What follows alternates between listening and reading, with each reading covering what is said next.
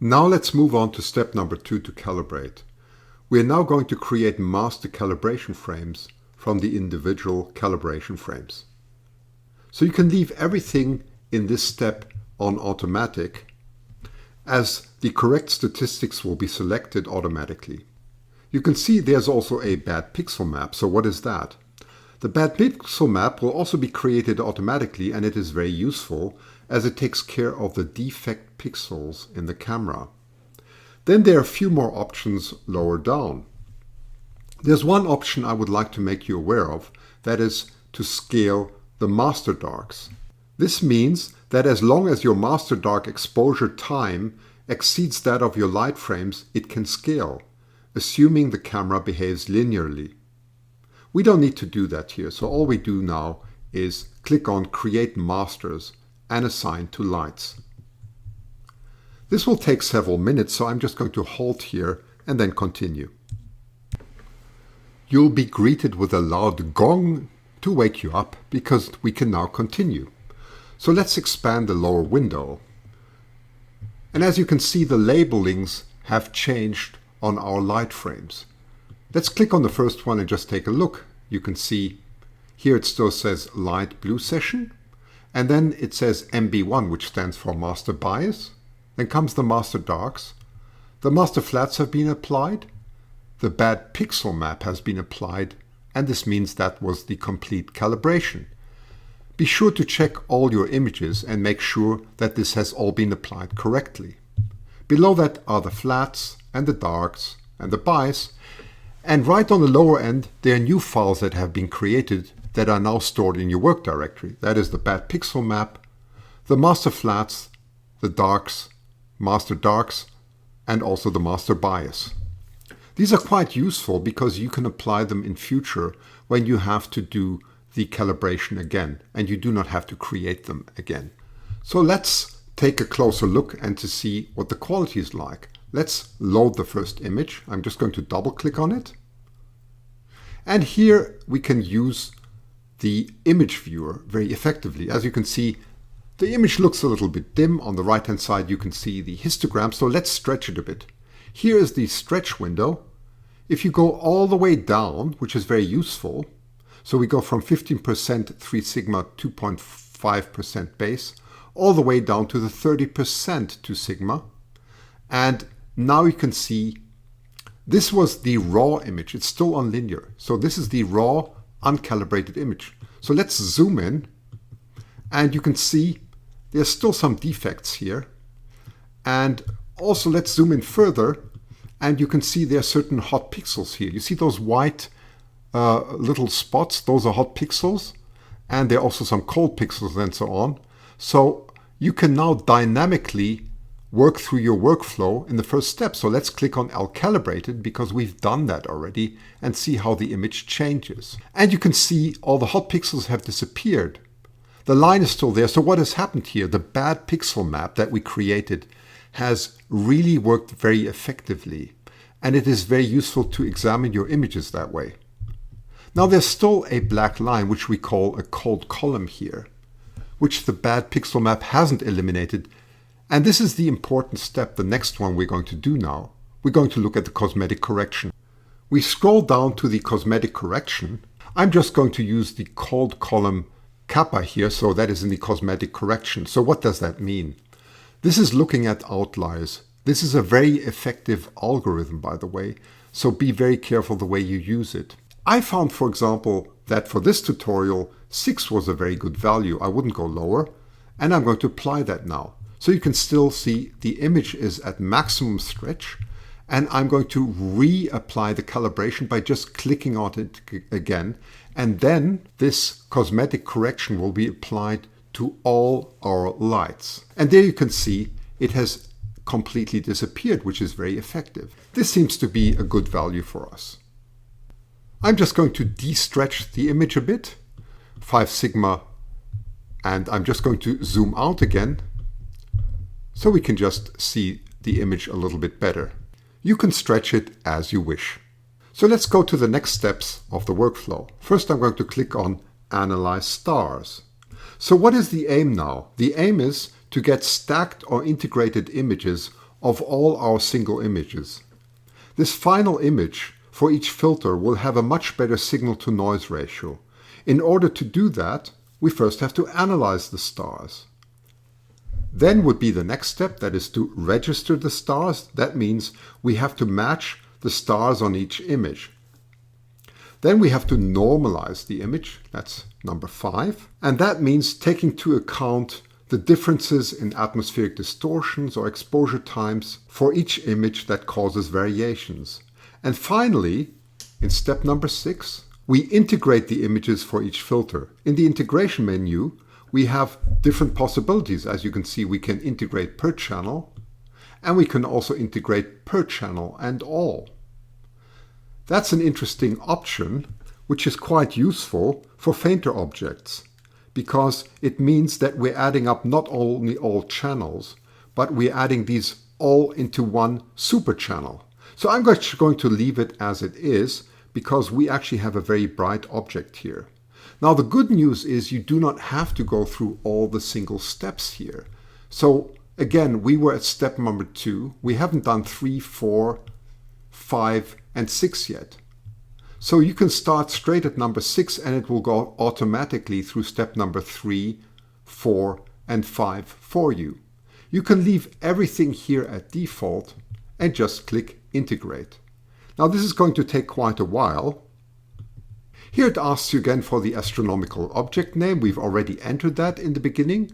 By the way, if APP stops at any stage, there may be an error, and this is very common. It could be that your image is just not good enough and APP doesn't recognize it, cannot do the analyze stars or the registration, or sometimes the normalization correctly. Don't worry about it. Just scroll down to the image that you'll find in the lower window that is highlighted in orange, and then just deselect that single image. If you have further problems, or maybe you have too many images that are simply not recognized during a step, you can always go into that step and use the parameters there to refine the algorithm and wait until the integration process is completed. As you can see, the integration process has been completed. So let's have a look now what has happened and what image actually has been loaded here into our image viewer. So let's expand the lower window again. And as you can see, if you scroll right to the bottom of the lower window, there have been some new files that have been created. You can see here's the integration of the blue, green, luminance, and red. That's exactly what we expected. So that's the complete integration there. And as you can see here in gray, there's highlighted the red one. You can see the histogram on the right-hand side. So how good is the quality really, and what has happened here? Before we do that, let's just look here at the left window from the middle and expand that a little bit. This is the so-called FITS header, and that tells us a lot about the noise and many other things that are statistically important. Well, in total, we've integrated per filter over 14 images. So we would expect a noise reduction of the square root of the number of images, which is the square root of 14. So we can take a look here, and you can see that's the ideal noise reduction, the square root of 14, which is 3.74 here. We also have the realized to the ideal noise reduction, which is close to 1. It's larger than 1, so it actually shows that the noise reduction has been very effective. Let's close that again. So let's take a closer look here at the image viewer. This is our integrated image. And let's take a look at the quality first. I'm going to go to completely stretch it now to see if it has any artifacts. Let's stretch it a bit more. And you can see, I'm just going to zoom out a little bit. You can see that that is the red filter. And you can see that there's definitely here some vignetting that we have to correct later. But as we zoom in, we can actually see that the quality looks quite good. So what has happened to all our single light images? Let's take a closer look at them. Let's load the first blue one again. And you can see there is the linear image that we have up there. That is the raw image that we had initially before the bad pixel map and the cosmetic correction was applied. So let's go to the upper window and dynamically toggle to the next part. That's the step number 2, where the calibration came in with the cosmetic correction. Takes a while to load, but here it is. You can see the beautiful correction. And now let's step to the next one. That is the registration. That's the pattern recognition that aligns all the images. And you can see the image completely turned there to align it with the others. Let's go to the next step. Normalization, taking care of atmospheric effects and some differences between the images. And you can see the histogram on the right-hand side changed. So also that has been very effective indeed. And then finally, we have another tab called Star Map. So what is that? Let's click on it. And here you can see the stars that have been registered in the upper image. Here on the right-hand side, we find something very interesting. It's called the point spread function. And that is the median function over all stars. That tells you the differences. And it's actually, you can see it looks quite elliptical here. It's a Gaussian elliptical two-dimensional function that you can see here. And it shows that we actually have very little variation between the minimum of the full width half maximum and the maximum of the full width half maximum. So that shows that all in all, as a medium over all the different stars that we've looked at, the image looks quite well. Let's sort these all by quality. I'm just going to click here on the upper image, right click and say sort on quality, which I've done now. And then let's go to the image that has the worst quality. Okay, right to the lowest one. And let's double click on that and see how the stars look there. And you can see here, this is quite a strong ellipse. So you can see these stars are not round at all. If you zoom in, there you go. We zoom in and you can see that is more or less the shape that we are seeing here as a median.